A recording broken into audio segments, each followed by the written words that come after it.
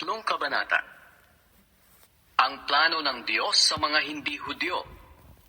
Akong si Pablo ay nabilanggo dahil sa paglilingkod ko kay Kristo sa pamamagitan ng pagtuturo na kayong mga hindi Hudyo ay kasama rin sa mga pagpapala ng Diyos.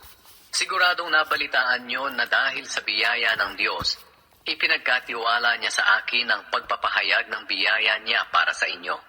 Gaya ng nabanggit ko sa sulat na ito, ang Diyos mismo ang nagpahayag sa akin tungkol sa kanyang lihim na plano para sa inyo. Habang binabasa nyo ang sulat kong ito, malalaman nyo ang pagkakaunawa ko tungkol sa lihim na plano ng Diyos para sa inyo sa pamamagitan ni Kristo. Hindi inihayag ng Diyos ang planong ito sa mga tao noon, pero ipinahayag na niya ngayon sa mga banal na apostol at mga propeta sa pamamagitan ng banal na Espiritu. At ito nga ang plano ng Diyos, na sa pamamagitan ng magandang balita, ang mga hindi Hudyo ay tatanggap ng mga pangako ng Diyos, kasama ng mga Hudyo, at magiging bahagi rin sila ng iisang katawan, dahil sa pakikipag-isa nila kay Kristo Jesus. Dahil sa biyaya ng Diyos, naging tagapangaral ako ng magandang balitang ito, sa pamamagitan ng kapangyarihan niya. Kahit ako ang pinakahamak sa lahat ng mga mananampalataya, ipinagkaloob pa rin sa akin ng Diyos ang pribilehiyong ipangaral sa mga hindi Hudyo ang hindi masukat na biyayang galing kay Kristo at ipaliwanag sa lahat kung paano may sasakatuparan ang plano ng Diyos. Noong unay, inilihim ito ng Diyos na lumikha ng lahat ng bagay. Hayag ngayon sa mga namumuno at may kapangyarihan sa kalangitan ang karunungan niyang nahahayag sa iba't ibang paraan. Ito na ang plano niya sa simula pa lang, at natupad niya ito sa pamamagitan ni Kristo Jesus na Panginoon natin. Sa pananampalataya natin kay Kristo Jesus at pakikipag-isa sa Kanya, tayo ngayon ay malaya nang makakalapit sa Diyos ng walang takot o pag-aalinlangan. Kaya, huwag sana kayong panghinaan ng loob dahil sa mga paghihirap na dinaranas ko. Dahil para ito sa ikabubuti ninyo. Ang pag-ibig ni Kristo. Tuwing naaalala ko ang plano ng Diyos, lumuluhod ako sa pagsamba sa Kanya. Siya ang Ama ng mga nasa langit at nasa lupa na itinuturing niya na Kanyang buong pamilya. Ipinapanalangin ko na sa kadakilaan ng kapangyarihan niya ay palakasin niya ang espiritual niyong pamumuhay sa pamamagitan ng Kanyang Espiritu, para manahan si Kristo sa mga puso niyo dahil sa inyong pananampalataya. Ipinapanalangin ko rin na maging matibay kayo at matatag sa pag-ibig ng Diyos para maunawaan niyo at ng iba pang mga pinabanal kung gaano kalawak at kahaba at kataas at kalalim ang pag-ibig ni Kristo sa atin. Maranasan niyo sana ito, kahit hindi ito lubusang maunawaan, para maging ganap sa inyo ang katangian ng Diyos. Purihin natin ang Diyos na makakagawa ng higit pa sa hinihingi o inaasahan natin sa pamamagitan ng kapangyarihan niyang kumikilos sa atin. Purihin natin siya magpakailanman dahil sa mga ginawa niya para sa iglesia na kay Kristo Jesus. Amen.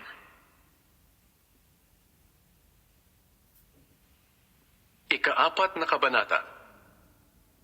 Iisang katawan kay Kristo.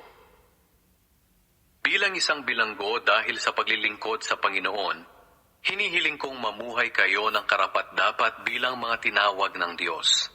Maging mahinahon kayo, mapagpakumbaba, maunawain at mapagpaumanhin sa mga pagkukulang ng bawat isa bilang pagpapakita ng pag-ibig ninyo. Pagsikapan ninyong mapanatili ang pagkakaisa nyo mula sa banal na Espiritu, sa pamamagitan ng mapayapa ninyong pagsasamahan.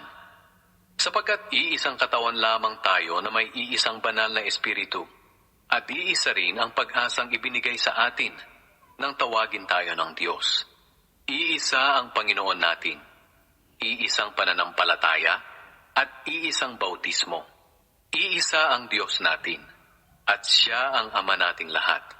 Naghahari Siya, kumikilos at nananahan sa ating lahat. Ngunit ng sinasabi sa kasulatan, Nang umakyat siya sa langit, marami siyang dinalang bihag at binigyan niya ng mga kaloob ang mga tao. Ngayon, ano ang kahulugan ng umakyat siya sa langit? Ang ibig sabihin nito ay bumaba muna siya rito sa lupa. At siya na bumaba rito sa lupa, ang siya ring umakyat sa kataas-taasang langit para maging lubos ang kapangyarihan niya sa lahat ng bagay. Ang iba'y ginawa niyang apostol, ang iba'y propeta, ang iba'y mangangaral ng magandang balita, at ang iba naman ay pastor at guro. Ginawa niya ito para ihanda sa paglilingkod ang mga pinabanal, at para lumago at maging matatag sila bilang katawan ni Kristo. Sa ganitong paraan, maaabot nating lahat ang pagkakaisa sa pananampalataya at pagkakilala sa anak ng Diyos at ganap na lalago sa espiritual nating pamumuhay hanggang maging katulad tayo ni Kristo. At kapag naabot na natin ito, hindi na tayo tulad ng mga bata na pabago-bago ng isip at nadadala ng iba't ibang aral ng mga taong nanlilinlang na ang hangad ay dalhin ng mga tao sa kamalian. Sa halip, mananatili tayo sa katotohanan ng may pag-ibig, upang sa lahat ng bagay ay maging katulad tayo ni Kristo, na siyang ulo ng iglesia. At sa pamumuno niya, ang lahat ng bahagi ng katawan na walang iba kundi ang mga mananampalataya ay pinag-uugnay-ugnay, at ang bawat isa ay nagtutulungan.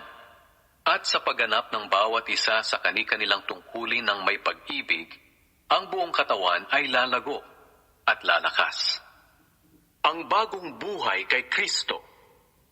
Sa pangalan ng Panginoon, iginigiit kong huwag na kayong mamuhay gaya ng mga taong hindi nakakakilala sa Diyos. Walang kabuluhan ang iniisip nila, dahil nadiliman ang isipan nila sa pag-unawa ng mga espiritual na bagay. At nawalay sila sa buhay na ipinagkaloob ng Diyos, dahil sa kamangmangan nila at katigasan ng kanilang puso. Nawala na sila ng kahihiyan, kaya nawili sila sa kahalayan at laging sabik na sabik gumawa ng karumihan. Ngunit hindi ganyan ang natutunan nyo tungkol kay Kristo. Hindi ba't alam na ninyo ang tungkol kay Jesus? At bilang mga mananampalataya niya, hindi ba't naturuan na kayo ng katotohanang nasa Kanya? Kaya talikuran nyo na ang dati ninyong pamumuhay, dahil gawain ito ng dati ninyong pagkatao. Ang pagkataong ito ang siyang nagpapahamak sa inyo dahil sa masasamang hangarin na dumadaya sa inyo. Baguhin nyo na ang inyong pag-iisip at pag-uugali. Ipakita nyong binago na kayo ng Diyos at binigyan ng buhay na matuwid at banal katulad ng sa Diyos. Kaya huwag na kayong magsisinungaling. Ang bawat isa'y magsabi ng katotohanan sa kanyang mga kapatid kay Kristo, dahil kabilang tayong lahat sa iisang katawan. Kung magalit man kayo, huwag kayong magkasala. At huwag niyong hayaan na lumipas ang araw na galit pa rin kayo. Huwag ninyong bigyan ng pagkakataon si Satanas. Ang magnanakaw ay huwag nang magnakaw. Sa halip ay maghanap buhay siya ng marangal, para makatulong din siya sa mga nangangailangan.